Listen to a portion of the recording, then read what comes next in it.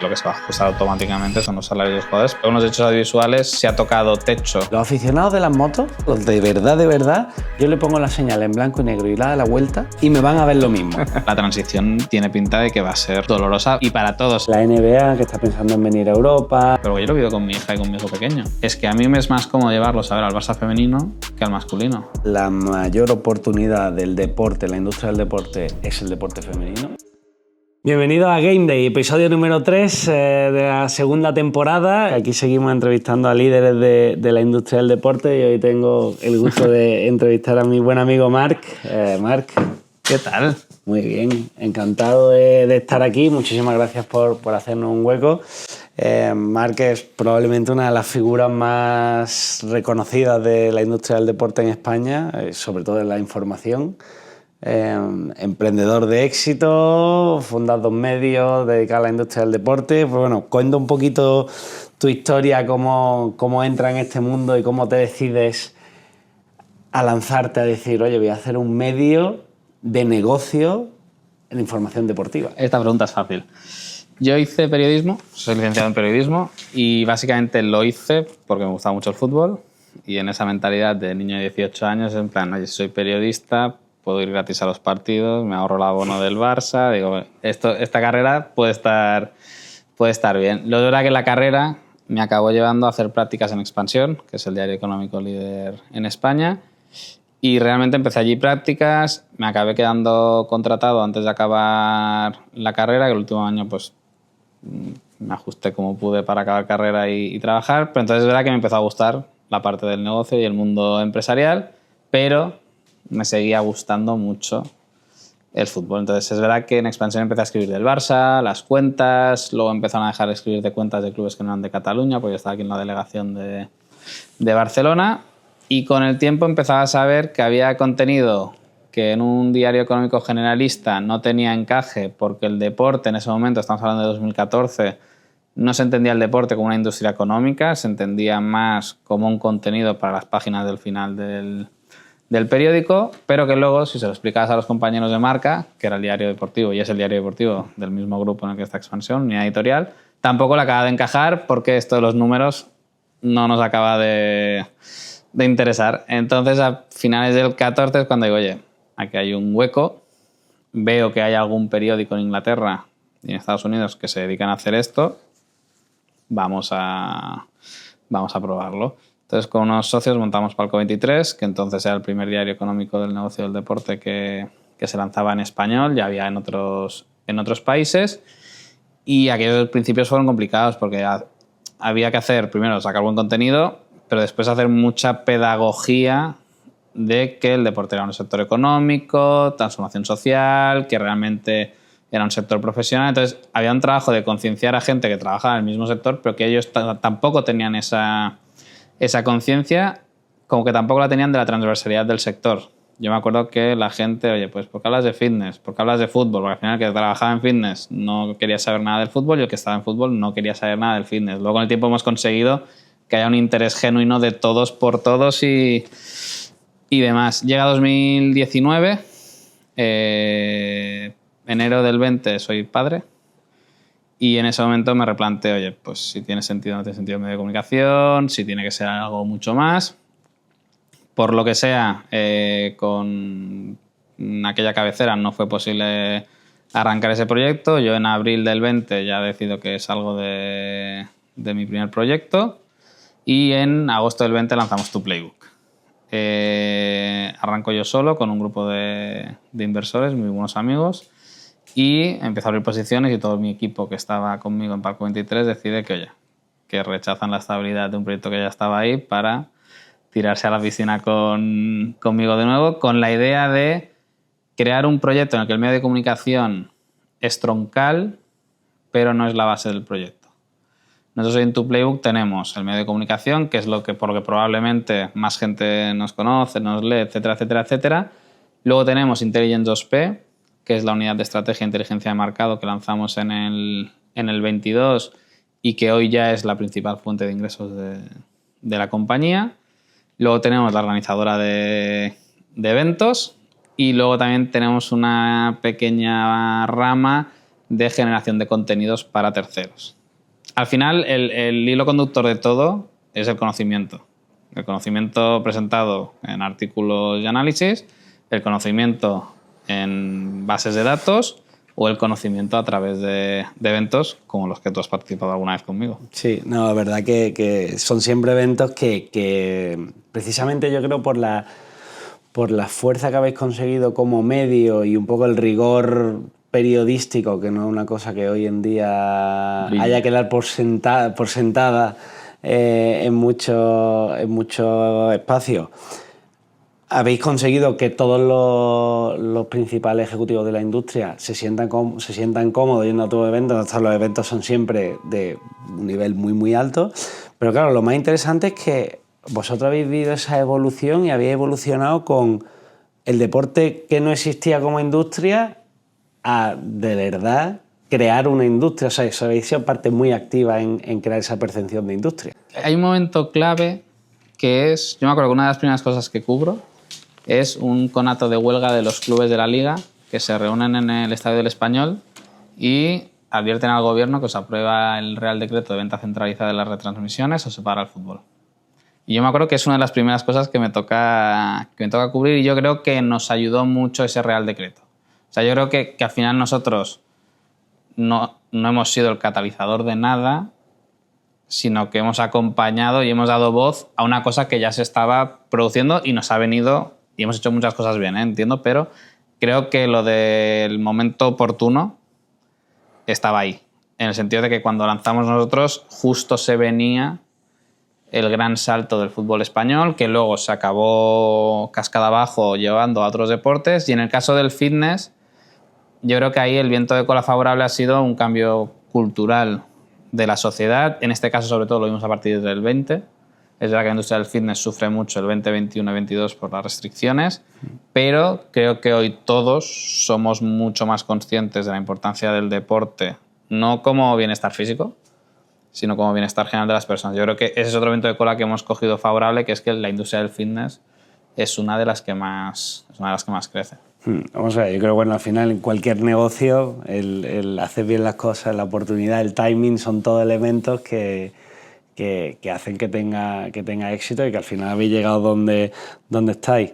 Hay muchísimos ejemplos de gente que ha llegado demasiado pronto a un mercado y vosotros habéis conseguido ese timing y luego el conseguir hablar de eso de todas las distintas industrias. A mí me gustaría contigo, ya que tienes acceso a tanta información y que estás tanto, pues hacer un poquito un análisis de lo que está ocurriendo en la industria del deporte y me gustaría empezar por los derechos de televisión que estamos viendo que es un modelo de negocio en el que la industria ha vivido los últimos 20 años, aplicado a todos los deportes prácticamente, pero que ahora está un poquito en estrés, por decirlo de un modo... Yo creo que es el dilema del innovador, ¿no? Que es que nos va muy bien con el modelo actual como para querer romperlo, pero somos plenamente conscientes de que en algún momento tenemos que romperlo para avanzar hacia el futuro. Yo creo que en los hechos audiovisuales se ha tocado techo con el actual modelo, que recordemos que al final es plataformas de televisión de pago, me da igual que sean plataformas independientes que plataformas creadas por telecos, pero al final de una década en la que sale esta nueva manera de consumir televisión, que en Estados Unidos ya estaba muy asentada, pero que claro, hay que crear esa base de suscriptores. Entonces, los que compran derechos, decir, oye, ¿qué compro para atraer a millones de suscriptores rápidamente? El fútbol. Pero en el momento que ya tengo esos suscriptores fidelizados, que ya mi oferta de servicios les hace quedarse conmigo, la relevancia del fútbol dentro de mi oferta o del deporte empieza a ser menos relevante. Lo hemos visto en los últimos años con otros deportes. Si cogemos el caso de España con Movistar Plus, que al final es el gran tenedor de derechos en España, oye, me quito la Premier y me quito 20 millones de gasto de encima anual. ¿Me ha pasado algo? No. Bien. ¿Me quito Serie A? ¿Me pasa algo? No. Renegocio a la baja estos derechos. ¿Vas a seguir conmigo? Sí, porque nadie más en España está dispuesto a pagar lo que yo te estoy ofreciendo. Entonces yo creo que hemos llegado a ese punto que ahora, en el tender del 27, en el caso de la Liga, es cuando vamos a ver qué fuerza tiene la Liga para evitar que le pase lo mismo que le está pasando a otros deportes, que es que ya las plataformas tienen otros servicios que ya arrastran. Disney+, Netflix, Max. Entonces, yo quiero ver qué pasa. Yo creo que también por eso vemos tan estresada a la Liga en el buen sentido, la lucha contra la piratería, que no es un tema de España, sino que en Francia también vemos que es un issue importante, en Italia, porque gran parte de que esos derechos, ya no que crezcan, sino que no se devalúen ni que al menos mantengan su valor, va a ser que precisamente se pueda ir ensanchando la base de usuarios. Y renunciar a esa tranquilidad de yo te lo doy a ti, tú me pagas un fijo y tú ya te encargas de distribuirlo y llegar al máximo de gente, es muy cómodo como para renunciar a eso y exponerte a lo que comentábamos antes que puede pasar en Francia, seguramente, que es como Juan Palomo, yo me lo guiso, yo me lo como, pero voy a ver qué me puedo comer. Sí, es que al final, si lo piensas históricamente, la industria del deporte en general siempre ha transferido la relación y el riesgo a un tercero. O sea, el modelo de negocio de la industria ha sido: tú me pagas porque yo tengo aquí una cosa que vale mucho, una relación con unos aficionados que va más allá de la razón. Siempre digo que el deporte es la única industria en la que tú puedes tratar mal a tu cliente, que es el aficionado, y aún así te va a seguir. Es una cosa que es muy difícil de explicar. Y además, que digamos, el lifetime value, que es un concepto que está muy en boga hoy en día. Crece y es eterno. Es eterno, o sea, es toda la vida. El lifetime value de un aficionado del Barça es toda su vida, porque no va a cambiar de equipo. Y encima, si el club pierde y lo trata mal, digamos, entre comillas, sigue ahí. Va a seguir ahí. Entonces eso, evidentemente, es un valor. Y la industria del deporte ha vendido de vender esa pasión a gente a que decía: toma, tú encárgate del producto y a mí me da el dinero, yo me olvido. Y ahora se está produciendo, yo creo que desde que explotan las redes sociales, las plataformas, la posibilidad de la gente o de la gente interactuar con la... o ya que se eliminan esas barreras, es cuando la industria se ve en un momento en el que dice: oye, yo tengo que empezar a cambiar mi approach y no puedo depender de transferir mi riesgo y mi relación con el fan último a un tercero. Y al final estamos viendo, como os comentaba el caso de Francia, una llamada de alerta y de una alarma para todas las ligas, porque Francia pues, es la primera gran liga, o es la primera gran liga de fútbol que ha quebrado con el modelo clásico. Sí, aquí es ver cómo lo hacen, y sobre todo el saber cuánta gente está dispuesta a pagar X solo por un producto. Al final, la gracia de un Movistar Plus, de un Sky, de un DAZN, es que yo te meto varias cosas en la coctelera y por lo tanto no te estoy vendiendo un solo producto. El problema de esa presión del direct to consumer, de voy a tener control de los datos, tal, es cuánta gente va a estar dispuesta a pagar únicamente por esos partidos. Y sobre todo es cómo modificas la oferta, porque oye, lanzo un paquete general, lanzo un paquete de club, lanzo un paquete de... Y sobre todo es, haciéndolo así, voy a generar más valor del que generaba con un tercero, que al final es más contenido, pero te meto la fibra, te meto la DSL, te meto los móviles. Entonces yo creo que ese es un poco el reto de sé que el futuro va por ahí, pero la transición tiene pinta de que va a ser dolorosa y para todos, ¿eh? No creo que ninguna propiedad deportiva a nivel global esté preparada para hacer una transición rápida de un modelo clásico de distribución a través de terceros a un modelo de distribución directa. Yo creo que una de las cosas chulas que ha hecho la Liga, interesante, es que ha ido experimentando esto con competiciones que no son la suya. Asobal en su momento con la Liga Plus, la Liga de Fútbol Sala. Ahora que tenemos el tender de Primera Federación y demás, pues seguramente otro campo de pruebas para ver qué se puede hacer y qué no. Yo creo que al final la virtud de DAZN es precisamente ser ese paso intermedio de la desintermediación. De decir, oye, vale, pasamos de un servicio en el que yo tengo que contratar muchos más servicios que no solo son audiovisuales a un servicio que es puramente deportivo y vamos a ver cómo es esa migración. Pero hay otro tema que la gente no piensa tanto, pero es que el 50% de los aficionados al fútbol que pagan por ver fútbol son de una generación que lo del streaming les pilla lejos, que lo de la televisión conectada en casa no todos la tienen, ¿no? O sea, ese público de más de 40, 50, 60 años, todo esto le puede acabar expulsando si no se hace una transición correcta, incluso ya generacionalmente. O sea, que no por yo siempre digo, la gente se obsesiona con los jóvenes, que sí, que son el futuro, pero los que tienen la cartera y los que tienen hoy el interés son otra generación, y bascular eso me parece súper complicado para el que lo tiene que hacer, súper interesante para el que lo ve como analista y demás, pero yo sí que creo que vamos más hacia un modelo como lo que Francia se va a ver obligada. Lo que pasa es que yo lo veía como para dentro de 5 o 10 años, y Francia, a la fuerza orca, le toca hacerlo ya.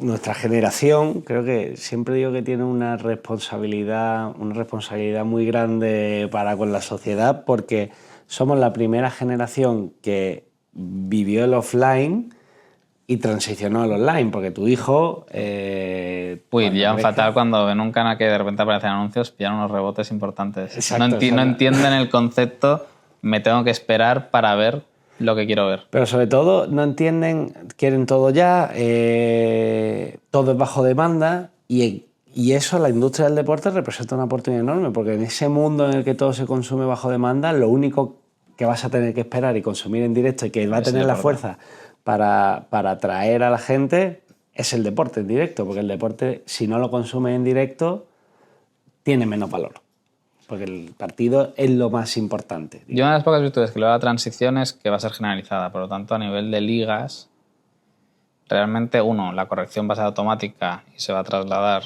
a los salarios de los deportistas. O sea, yo creo que ahí no...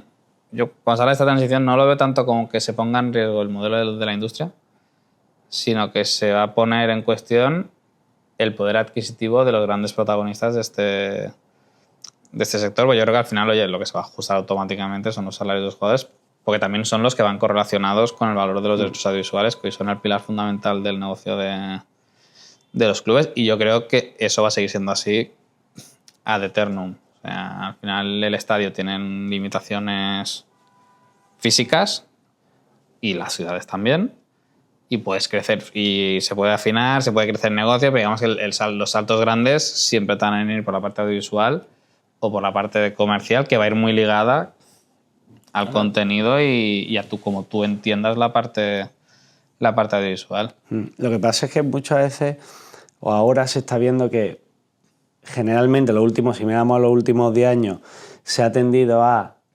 buscar más optimizar los ingresos que vienen de la parte audiovisual, sacrificando también la visibilidad. Y en este momento en el que se está produciendo esa corrección, yo creo que ya muchas propiedades deportivas se están planteando espera un momento, a lo mejor tengo que renunciar a este beneficio a corto plazo en la parte audiovisual para asegurarme que tengo la distribución que va a darle valor a futuro a mi parte comercial.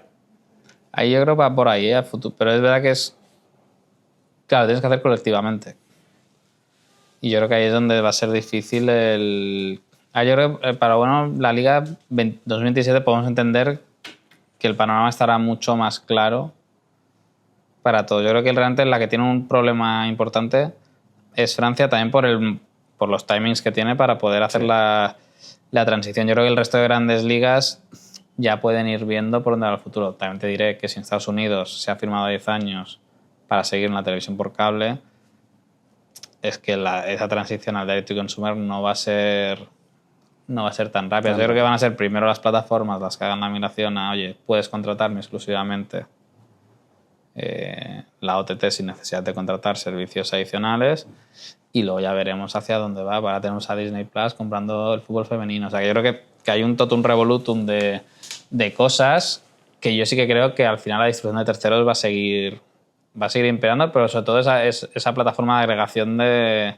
¿no? A mí me gusta decir mucho que el deporte es la teoría de la agregación, ¿no? Cuanto más activos agregas, más valor tiene el producto. Y me da igual que sean derechos audiovisuales de competiciones diferentes, que sea que tú y yo juntamos los activos de patrocinio para ir juntos a vender a una marca, pero yo siempre digo, oye, un jugador vale menos que 11, conjuntamente como activo, y un club vale menos que 22, o que 20, o que 18, o que 16, en función de la competición que queramos coger. Entonces, yo creo que el gran activo de estas plataformas, sea DAZN, sea Netflix, sea Movistar, es que agregan mucho, por lo tanto es más fácil que yo quiera pagar por eso que no solo por una cosa. Pues tú te vas al extracto del banco de cada mes y miras todas las mini suscripciones que tienes contratadas, es cuando dices, hostia, pues estaría muy bien tener solo un pago único y que haya uno que me lo dé todo. O sea, y luego, bueno, es una teoría interesante, ¿no? El cómo la consolidación de las plataformas a la hora de ofrecer el contenido a los usuarios puede a lo mejor generar un valor extra. O sea, ¿tú crees que va a haber una consolidación a nivel de plataforma? Yo creo sobre todo que DAZN yo creo que ha demostrado que puede existir y creo que para mí es esa pata para la transición. O sea, creo que DAZN va a tener un rol súper importante para la transición y que va a haber mucho... O sea, yo lo que creo es que se va a acabar los derechos en exclusiva. Y que va a ser, oye, yo te doy a ti la exclusiva para crear el producto, pero en cuantas más plataformas podamos estar distribuyéndonos... O sea, al final, cerrado o abierto, para mí es un debate absurdo. O sea, la TDT en mi casa no se ha puesto desde 2020. Porque o lo ves a través de Movistar Plus, que ya tienes acceso a los canales lineales, pero sobre todo es que ya consumimos bajo demanda y vemos cuando queremos ver. No me digas lo de que hay que conectarse a las 10, a no ser que sea un partido de fútbol, que es la gracia del deporte. Entonces, yo no quiero otra plataforma. O sea, oye, yo quiero que en las plataformas en las que ya estoy poder conectarme, que es un poco a Prime Video lo que está haciendo, es, oye, yo no quiero la exclusividad de la segunda división. Ahora, si creas un canal, yo lo distribuyo, pongo el precio que tú me digas que hay que ponerle y te comisiono por ese canal. Pero al final, renunciar a canales de distribución cuando en el mundo digital lo que buscamos todos es cuantos más canales de distribución mejor, tiene su valor. Yo creo que al final el deporte tiene que hacer una cura de humildad, de decir, ya no eres el centro del universo para nadie, porque ya antes el mundo se hacía en la final de los Roland Garros, se paraba el mundo, pero porque era el evento en directo dentro de los 8 o 10 canales que podíamos tener en la televisión. Pero si es que ahora a la hora de la final del Roland Garros, mi mujer quiere ver una película, mi hija quiere ver una serie, o estoy con unos amigos tomando algo, que también la oferta de ocio de la que disponemos es mucho mayor. O sea, antes no había la oferta de ocio que hoy tenemos de restaurantes, de bares, de planes en general para salir. Entonces, el deporte compite con todo eso. Y es verdad que tienes que asumir que ya mi plan de cada fin de semana ya no es únicamente, en mi caso, ver el partido del Barça. Porque a lo mejor hay un día que oye, pues no puedo. O sea, tengo otro plan y tengo que hacerlo, pues no lo decido yo, pero lo decide mi mujer y por lo tanto, si lo decide mi mujer, se hace. Entonces, y es el deporte, tiene que aprender a convivir con ello. Y en el mundo físico lo vimos con el asiento libre. O sea, la creación del asiento libre es asumir que un abonado está dispuesto a pagarme upfront toda una temporada, pero que hay días que no podrá venir. ¿Y yo qué hago? ¿Le bloqueo y que se coma ese día y ya está? ¿O le hago un plan y le digo, oye, mira, si tú me das tu entrada, yo te doy un X, pero yo la puedo vender? Pues con la tele es un poco la misma película. Es interesante esa reflexión de cómo la oferta de entretenimiento, más allá del deporte puro, ha hecho también que el interés, digamos, de una televisión de pago en una época que había mucha menos competencia y tal, pues hiciera que esos derechos de televisión valiesen más. A mí me gusta mucho comparar, bueno, me gusta hacer el paralelismo entre la industria de la música y la industria del deporte, porque creo que estamos viviendo en nuestra industria lo que la industria de la música vivió en el 2000, cuando sale Napster, sale Internet, el compartir las canciones peer-to-peer, de repente una industria que vivía con un modelo de negocio de creo CDs, los vendo, se desaparece y ahora tenemos que inventarnos un modelo de negocio nuevo. En ese modelo de negocio nuevo, ¿cuáles han sido los dos pilares? O sea, ¿de qué podemos aprender de la industria de la música? Yo creo que hay dos cosas. Uno, la experiencia del usuario. De repente sale una plataforma como Spotify o aparece un servicio de música en streaming de distintas plataformas que hace que la piratería desaparezca. No es una cuestión de voy a perseguir a los piratas, sino voy a crear una experiencia. Hombre, si antes eran 10 de euros consumo. un CD con 12 canciones. Ahora son 10 euros al mes. Todo. Toda la música del mundo mundial. Entonces, En el mismo sitio. Pero volvemos a lo de la distribución. Pocos artistas hay que tengan la exclusiva con Spotify o con Apple Music, que es, oye, yo quiero estar en todos los lados. Quiero estar donde la gente escucha música. Pero yo como Taylor Swift no voy a crear mi plataforma de audio. Podría hacerlo y seguramente le iría bien. Sí. Pero yo quiero estar donde está el público, pues sobre todo está el que no me conoce. Porque si yo, llevando al deporte, soy la NBA y lanzo League Pass, ¿quién me va a comprar? El que ya conoce la NBA, le encanta la NBA y quiere ver NBA. Pero el random, Menchen, que no ve baloncesto, pero que se sube a las olas muy rápido y, oye, que viene final de tal, oye, vamos a verla porque está todo el mundo hablando de esto. A mí, si te quedas tú encerrado en tu plataforma, a mí no me vas a ver. Un espectador que pierdes, un impacto comercial que pierdes para tus patrocinadores, pero seguramente una persona con poder adquisitivo para decir, oye, me mola esta camiseta, me la voy a comprar. No sé ni de qué jugadores, pero me gusta el diseño. Que lo sabemos así. Pues, y para mí va un poco por ahí. Para mí es no minusvalorar el poder de las plataformas que hoy distribuyen el contenido. Al final va todo a la base de la experiencia del usuario, ¿no? Porque si tú le das una experiencia al usuario que cubre sus necesidades, no va a ir a buscarla, no va a ir a buscarla a otro sitio. A mí, yo recuerdo siempre, y esto es una anécdota que cuento mucho, cuando yo estaba trabajando en Twitter tuve mi primera reunión con MotoGP y conocí a Manel Arroyo y me dijo Manel en una reunión que a mí fue una cosa que me encantó. Me dijo, mira, yo con Twitter quiero trabajar para llegar a nueva audiencia. Dice, los aficionados de las motos, de verdad, de verdad, yo le pongo la señal en blanco y negro y la da la vuelta y me van a ver lo mismo. Contigo lo que necesito es trabajar para llegar a esa nueva audiencia, que es un poco lo que tú dices de, oye, League Pass, perfecto. Los aficionados del baloncesto se van a ver League Pass y da igual que lo ponga League Pass, que lo llame como quiera, o sea, aunque se lo pongan muy difícil, van a hacer el esfuerzo por... Pero mira Manel, que para mí es uno de los tipos más visionarios.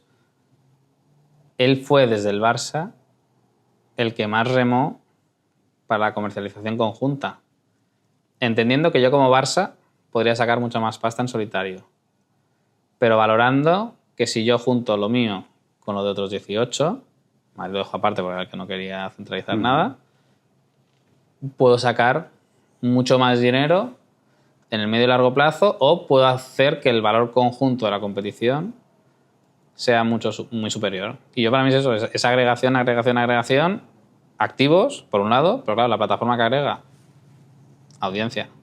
Y al final es como el que se sale de Twitter o X.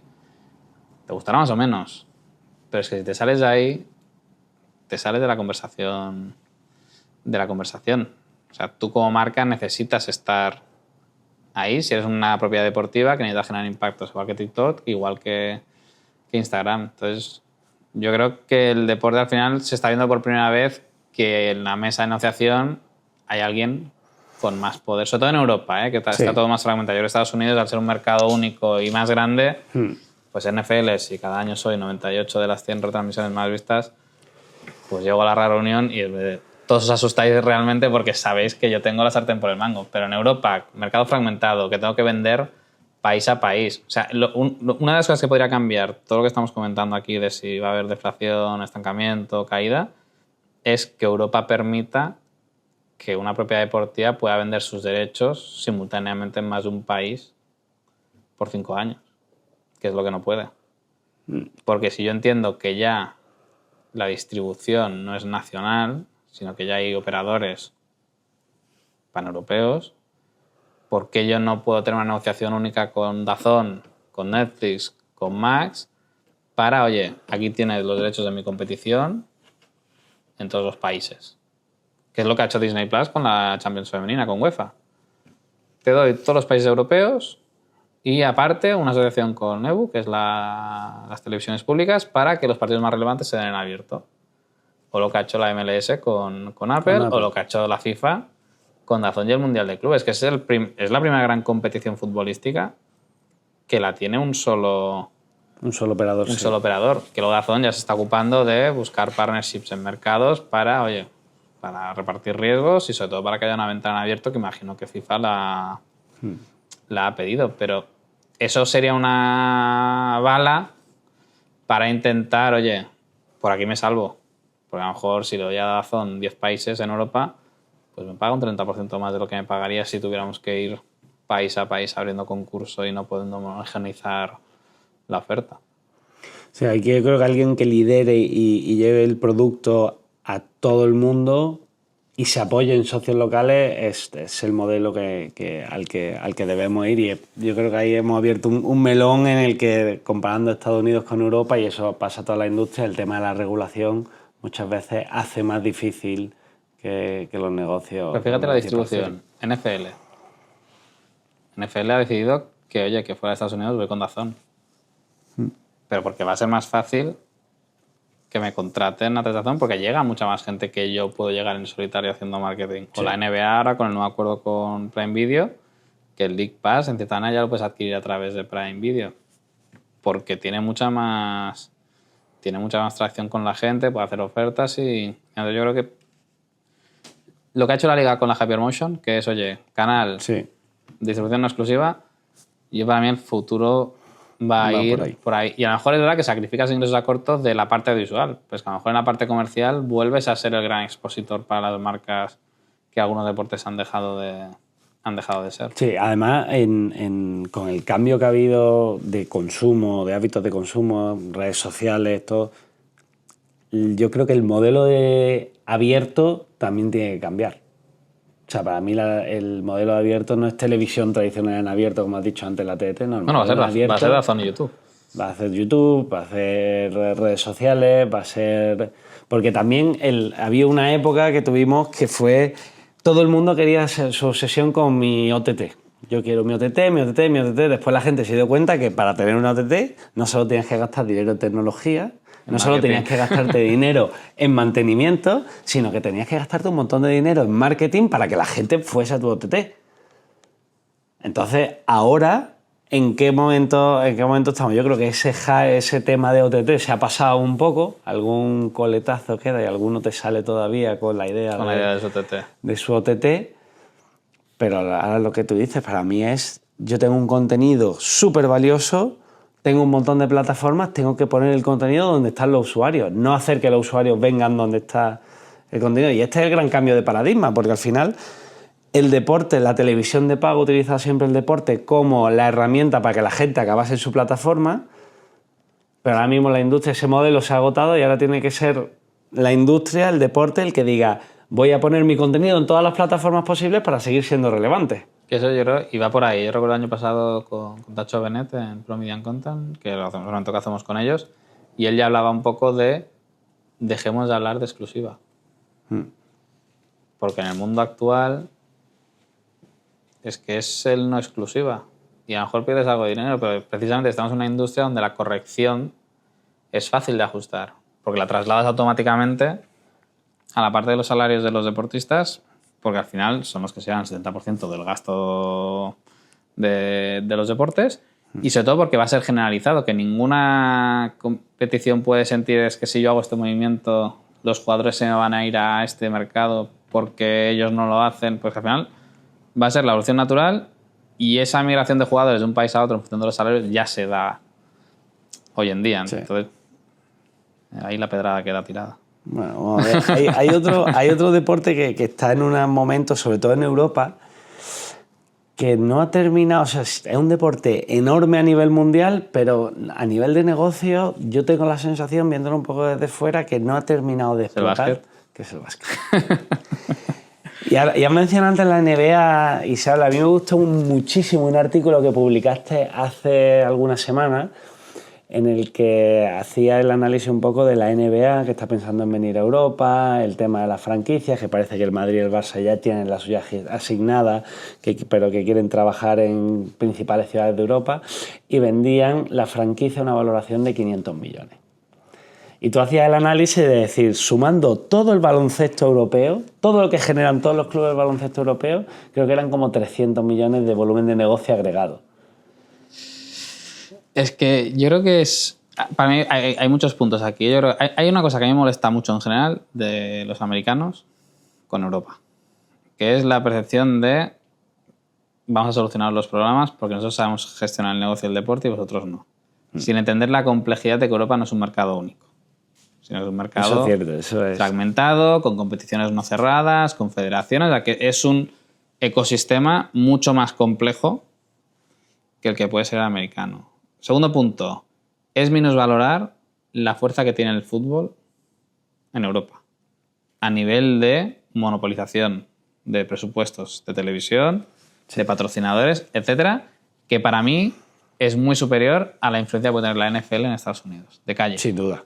O sea, el monopolio del fútbol a nivel de audiencia, de presupuestos, yo creo que no lo están sabiendo medir, porque al final tú puedes decir, oye, es que no habéis trabajado bien. Vale, aceptemos esa premisa. ¿Tan mal se ha hecho como para que el gap sea tan bestia? Porque al final, por más que cambies el nombre de los equipos, por más pabellones chulos que construyas, hay una evidencia que es que el fútbol va a seguir estando ahí. Y creo que pocas cosas podemos afirmar en la vida, que es que el fútbol va a continuar siendo el mayor deporte a nivel mundial y que generación tras generación va a continuar siéndolo. Eso, para mí no hay... Para mí no hay duda. O sea, el hecho de que tú le des a un niño de 1 año un balón y naturalmente lo que haga sea darle una patada, es lo que a mí me hace ver que el fútbol va a seguir siendo. Entonces yo creo que el decir que vas a multiplicar por 5 el negocio del baloncesto en Europa únicamente cambiándole el nombre a la Euroliga y cambiando algunos clubes por otros en ciudades donde no hay tradición del baloncesto, por lo tanto ya estás minusvalorando la importancia de las comunidades de aficionados que existen. Que quiero ver qué clubes de fútbol o inversores de fútbol aceptan sacrificar parte de sus presupuestos para arrancar franquicias en un periodo de tiempo que no va a ser rentable. Entonces, oye, ¿se puede crecer el baloncesto? Yo estoy convencido de que sí, que el baloncesto podría tener mucho más hype del que tiene hoy en día. Que eso tienes que asumir, que lo tienes que hacer, que es lo que nos atreve a hacer la NBA y pues está FIBA en medio. Suprimiendo, competiciones internacionales que ya existen.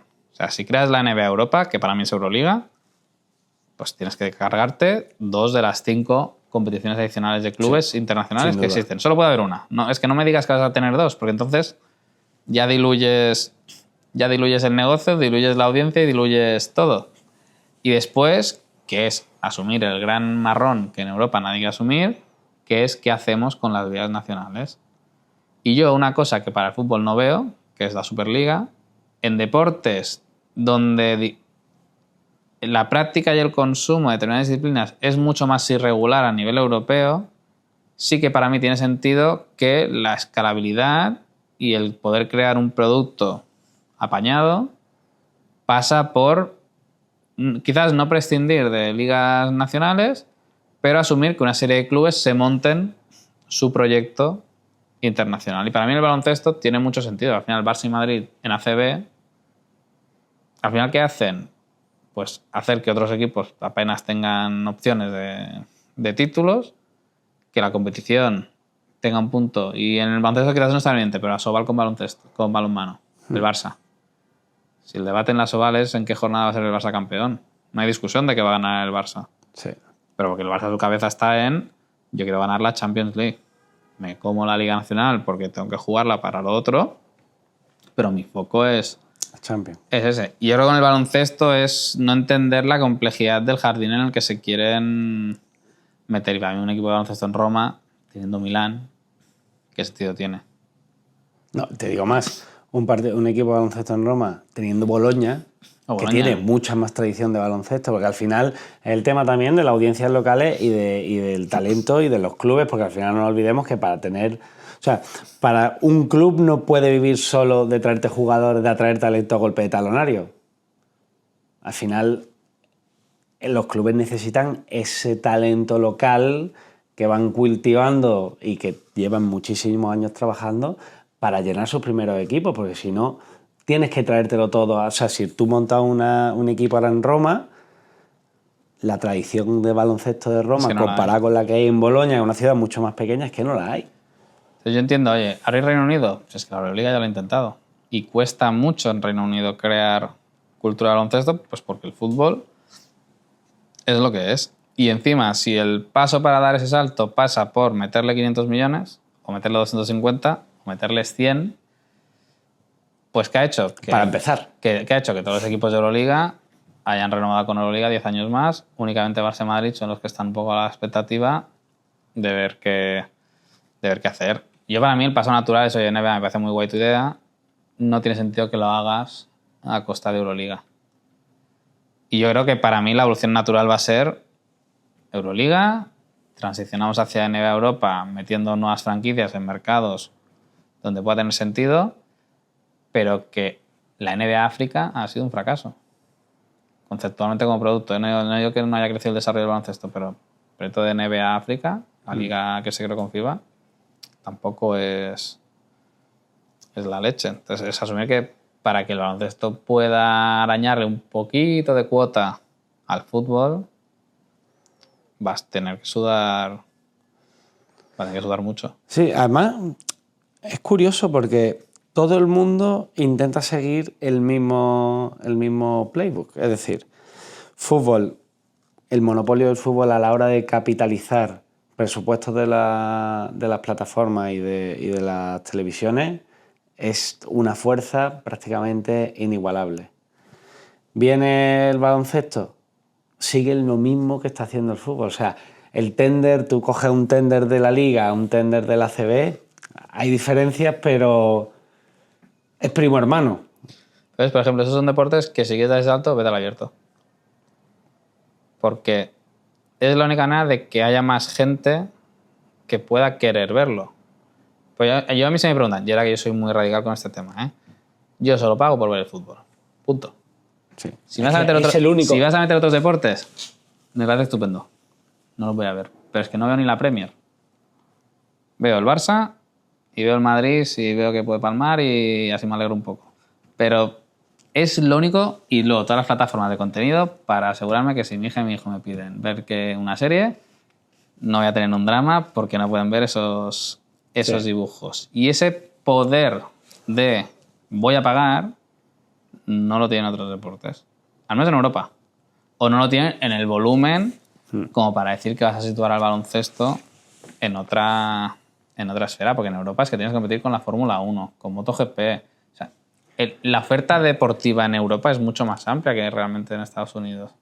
Si tú la correlacionas con volumen de población y dispersión geográfica de la gente. Aquí hay mucho más y tenemos más vida social de calidad, de ocio, que probablemente la que puedan tener en museos, restaurantes.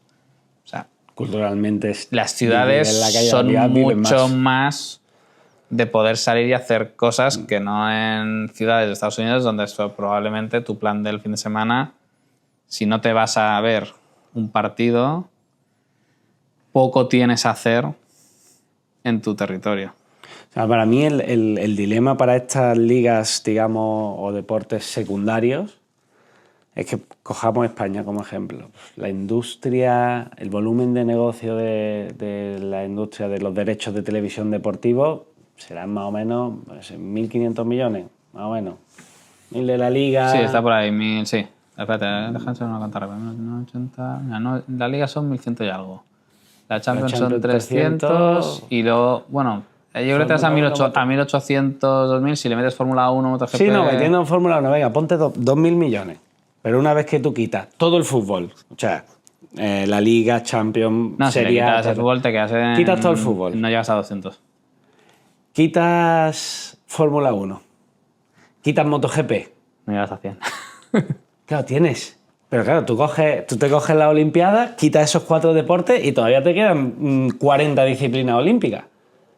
Sin embargo, en la industria del deporte, o sea, en la industria de los derechos de televisión, digamos, en el mercado de los derechos de televisión, tú quitas Fórmula 1, MotoGP, fútbol, todas las competiciones. Mira, vamos a meter el tenis también.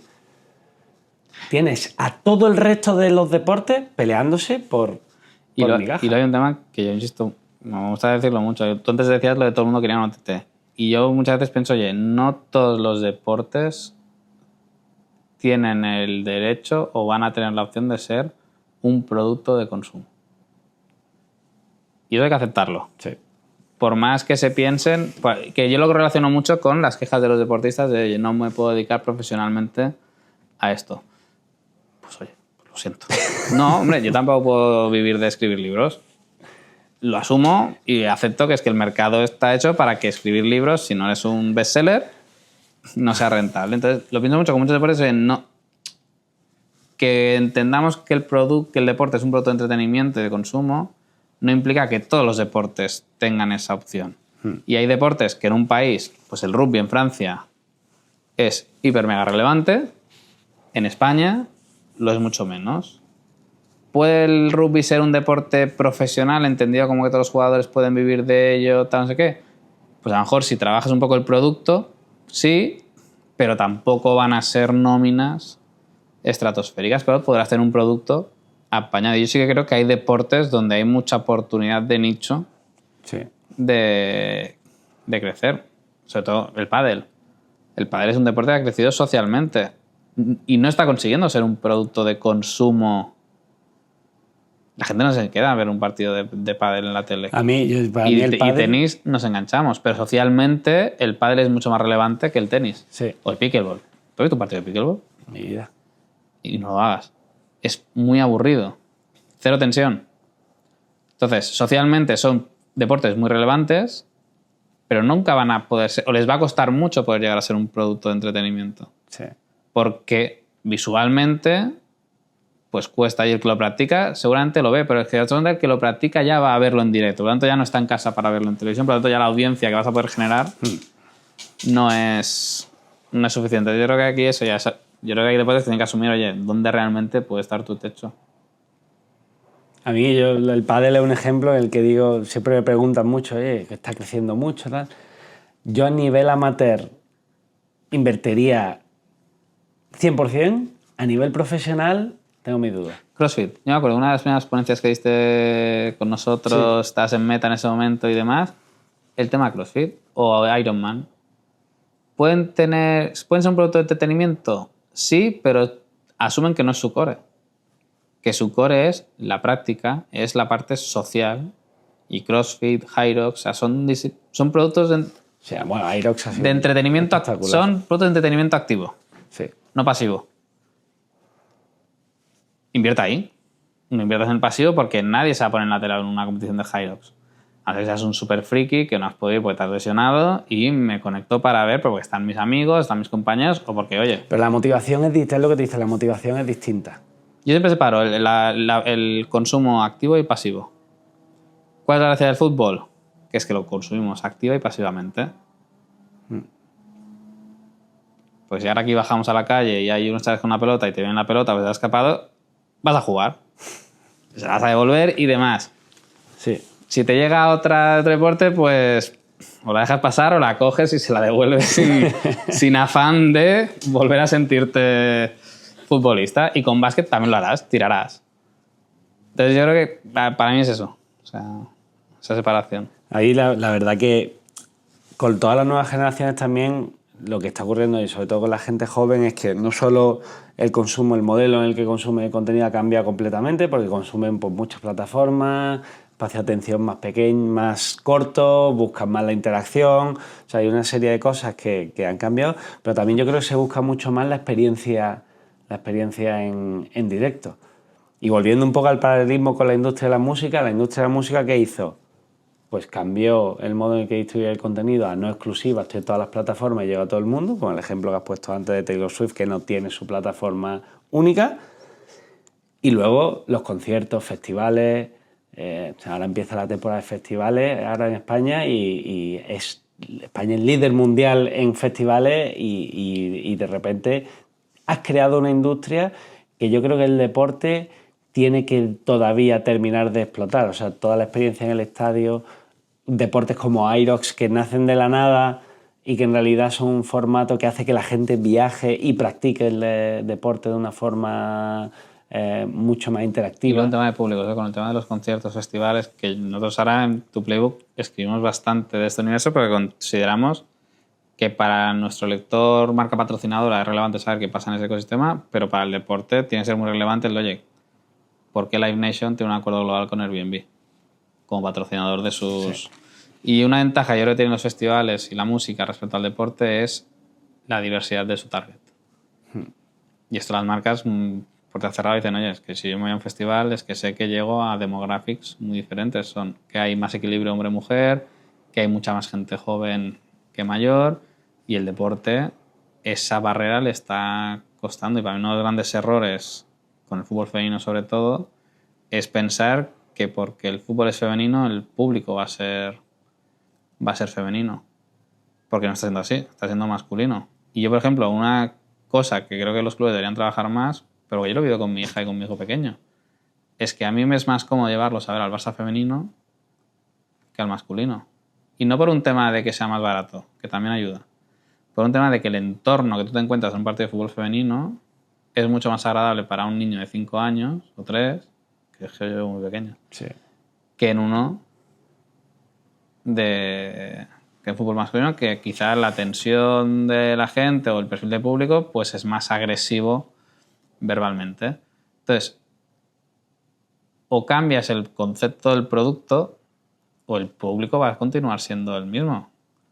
Porque que haya más niñas, yo creo que la generación de mi hija es esa generación que puede hacer que haya más público femenino viendo fútbol femenino, que es que mi hija, que si ahora tiene 5 años, ya quiere jugar a fútbol. Yo, encantado de la vida. Pero claro, es ¿tú qué quieres ver? ¿Masculino o femenino? Si ella ya nace viendo fútbol femenino, seguramente para mí será un marrón, pues tendré que sacar 2 abonos, el del masculino y el del femenino. Pero ella seguramente preferirá ver a las chicas porque es con lo que ella se siente identificada, porque si ella juega... Entonces, claro, es ahora esta primera generación de niñas que ya crece con la normalidad de poder ver fútbol femenino y de que los padres podemos llevarlas a ver fútbol femenino porque nos lo han presentado mejor, nos lo han vendido bien y el espectáculo está bien. Entonces, yo creo que ahí hay un tema de también cómo diversificar los públicos y sobre todo cómo lo haces con el deporte femenino. Porque hay deportes que seguramente sí que sean más mujeres las que lo ven, pero no porque lo practiquen mujeres lo van a ver mujeres. Igual que no porque lo practiquen hombres solo lo ven hombres. Para mí, yo creo que la mayor oportunidad del deporte, la industria del deporte, es el deporte femenino. Porque si lo piensas, el 50% de la población ha estado completamente olvidada a nivel de productos de deporte profesional. Las mujeres son al final las que crean cultura dentro de las redes sociales y es la principal forma de consumo a día de hoy. O sea, si fuera por los hombres, yo creo que tendríamos solo vídeos de memes y un poco más en Instagram. Y luego también hay otro elemento que lo has mencionado tú, es que todas las mujeres que a día de hoy practican deporte femenino, o son profesionales en el deporte femenino, lo han hecho por pura pasión. Porque no se imaginaban cuando ellas empezaron a jugar al fútbol que un día se iban a poder ganar la vida con esto. Entonces, que haya ya las niñas de hoy en día, como tu hija, que ven ese referente de deporte profesional, dicen, oye, a mí me gusta el fútbol y si consigo puedo llegar a ganarme la vida con esto. Entonces yo creo que esos 3 elementos hacen que el deporte femenino en general sea la gran ola de crecimiento, o sea, donde está la gran oportunidad de crecimiento de la industria en los Y aquí lo único que pido es paciencia. Sí. Paciencia de las jugadoras de acompasar bien los saltos de crecimiento de sus salarios respecto a lo que puedan leer o ver de cuánto generan las competiciones. Y después paciencia de quien está poniendo el dinero. Pues pero digo, oye, si hemos estado 30 años financiando el baloncesto, En el caso de yo como socio del Barça, oye, si hemos estado palmando 30 años con todo el polideportivo, no me cortes al femenino. Al menos vamos a darles 5 o 10 años. Si en 10 años vemos que no tira, pues ya sentémonos y replanteemos, oye, cuál es el techo real del fútbol femenino y hasta dónde puede llegar. Y yo solo pido que no repitan el playbook del masculino en el... Esa es la clave. Para mí, el Barça me gusta porque la atmósfera que han creado en un sitio es totalmente distinta a la del otro, Unrivaled, en Estados Unidos. Conceptualmente, es que no tiene nada que ver el producto que han creado con el que es la NBA. Entonces, intentemos ver caminos, sobre todo porque yo creo que la mujer deportista entiende mucho mejor la comunicación que los hombres. En general. 100%. No digo la comunicación digital, digo la comunicación Claro. en general. Entonces, creo que como activos comerciales tienen mucho más poder que el que pueden tener los hombres de hoy. Pues yo creo que también los chicos, nuevas generaciones y la niña mal y demás, yo creo que son ejemplos de... Tú antes decías que tú y yo somos la primera generación que ha transitado del offline al online. Yo creo que la generación de Lamine es la primera generación de atletas de élite primer nivel que han crecido nativos. entendiendo Sí. que compartir mi vida entera en redes sociales es natural. Por lo tanto, si me dice el club que tengo que hacer este anuncio para esta marca, no lo veo como un qué coñazo otra vez rodar y da, que es el problema que han tenido históricamente los clubes con sus jugadores, que es en plan, ¿esto me vais a dar un vídeo para mis redes sociales, tal? Sí, claro.